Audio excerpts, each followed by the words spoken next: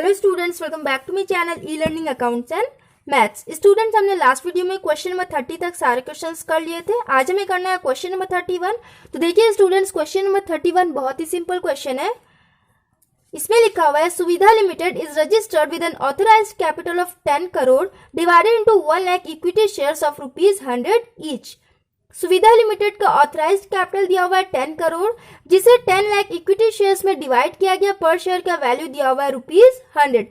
The company issued 1 lakh shares for public subscription. Company ने 1 lakh shares issue किए हैं।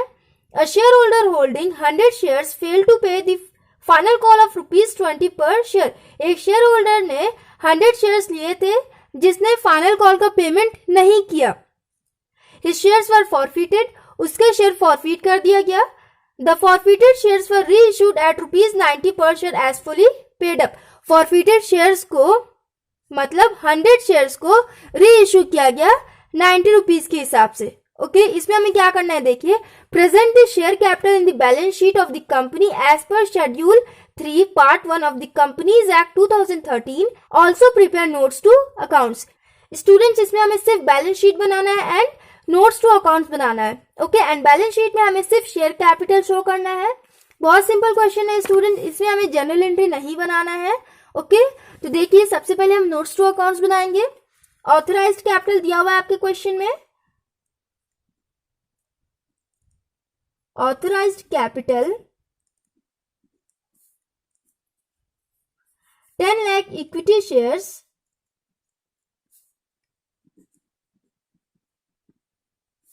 of ₹100 each। Authorised capital कितना हो जाएगा, 10 लाख इंटू 100, ये हो जाएगा 10 करोड़।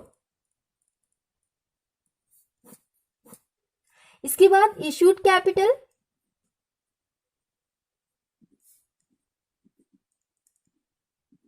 इशूड कैपिटल में कितना हो जाएगा, कंपनी ने 1 लाख शेयर्स इशू किए तो यहां हो जाएगा 1 लाख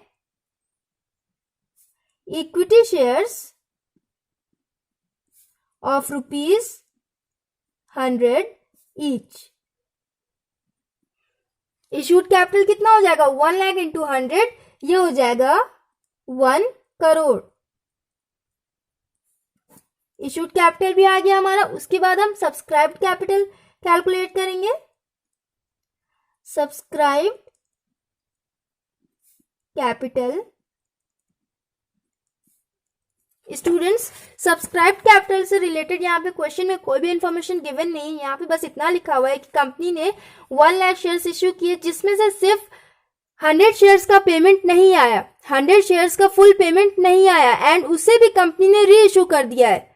ओके, इसमें लिखा हुआ है कि कंपनी ने 1 लाख शेयर्स इश्यू किए थे जिस पे एक शेयर होल्डर ने 100 शेयर लिया था, उसने पेमेंट नहीं किया था, तो कंपनी ने तुरंत उस शेयर को फॉरफिट किया एंड उसके बाद उसे री इश्यू कर दिया।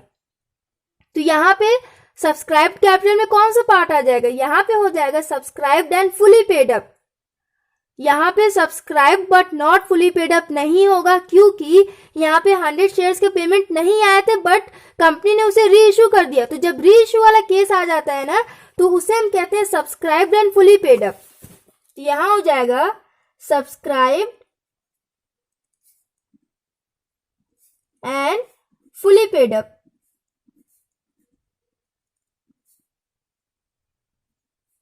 कैपिटल फिर यहां कितना लिखेंगे, 1 लाख शेयर्स इश्यू किए गए थे तो 1 लाख शेयर्स का टोटल पेमेंट आया है 1 lakh equity shares of ₹100 each. Students, यहाँ पे हमें इससे नहीं मतलब है कि कंपनी ने 100 शेयर को री इश्यू किया था तो 90 रुपए के हिसाब से किया था, बट यहाँ पे हम टोटल 100 का पेमेंट लिख रहे हैं। स्टूडेंट्स ऐसे ही करते हैं। ओके, यहाँ पे हम 90 रुपीज अलग से नहीं लिखेंगे। यहाँ पे बस हमें इतना दिखाना है, कंपनी ने 1 लाख शेयर इश्यू किए थे जिसपे 100 शेयर्स का पेमेंट नहीं आया था बट कंपनी ने उसे री इश्यू किया। अब कंपनी ने री इश्यू डिस्काउंट पे किया या फिर प्रीमियम पे किया, उससे हमें मतलब नहीं है। यहाँ पे टोटल हमें ये दिखाना है कि 1 लाख इक्विटी शेयर्स का पेमेंट आया, चाहे कैसे भी आया, री इश्यू पे आया या फिर किसी पे भी आया, बस 1 लाख शेयर्स का यहाँ पे पेमेंट आ गया है। तो हमें यही दिखाना है यहाँ पे 1 lakh equity shares of ₹100 each, यहाँ हो जाएगा 1 करोड़। सब्सक्राइब कैपिटल में हो जाएगा 1 करोड़। सब्सक्राइब कैपिटल को ही हम शेयर कैपिटल में लिखते हैं ना। अब देखिए बैलेंस शीट में फर्स्ट हेडिंग क्या हो जाती है, इक्विटी एंड लायबिलिटी। इसके बाद क्या आ जाता है, share holders funds,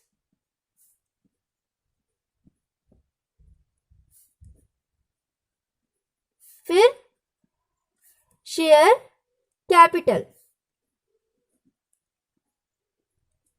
share capital कितना हो जाएगा, यहां 1 करोड़ दिया हुआ है तो यहां लिख देंगे 1 करोड़।